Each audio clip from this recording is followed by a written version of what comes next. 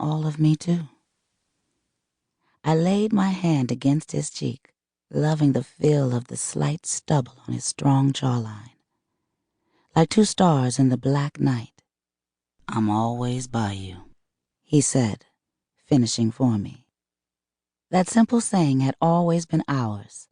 When I looked in King's eyes, I felt his lips meet mine, and fit just right. I loved all that man, all of him.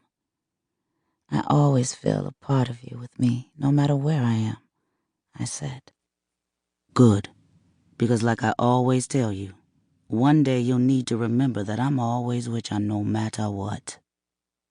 I loved when he let his accent come out. It felt like home. "And I told you not to tell me stuff like that. I hate when you talk in finalities. It hurts, so stop it, King. And tell me what's running in your mind that got you talking like that. You're worrying me, and you know how I get when that happens."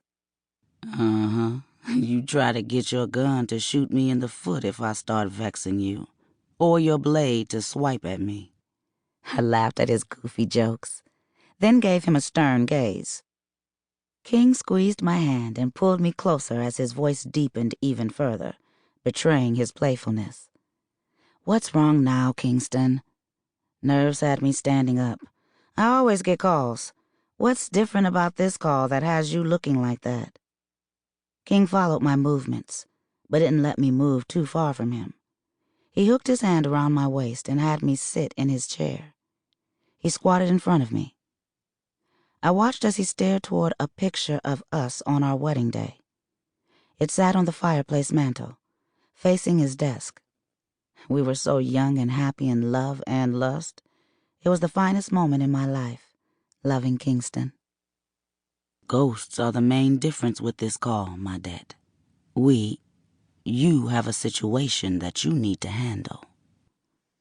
Only my Kingston could make me swallow my pride and do something, such as talk with the person whom I called a blight on my soul.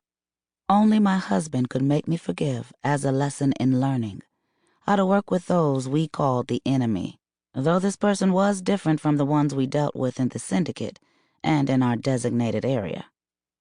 Only my lover and best friend could calm the rage in a storm. So, in listening to my husband, I returned the call that would put a chill in my heart and have me flying down the highway toward a place I had left when I was 20 years old. Good old Creektown, Georgia. "Claudette, what you doing round here, gal? Been a long time since I done seen your pretty self." It was the summer of 1985. The wafting scent of burning sweet wood, blended with spices and the savory addition of meat, brought me back to my youth. Rows of old wooden houses were cloaked in sporadic bushes of ancient trees and other plants. Other homes were bare and falling apart, with rusted fridges, cars, and other metal objects lying about. From their porches, people were watching me. They were either sitting on the stoop or standing, with one hand holding their sloping tin roof. Kids played all around, some running up and down the unevenly paved streets, while others rode their bikes. Some played basketball. A few played hand jive, while others took turns in double dutch. Small that it was, my home was busy with life. And it made me happy that it hadn't died in all these years. Constrained anger had me on edge, while a tinge of red scabbed over my eyes. In other words, her sister was pissed and ready to kill.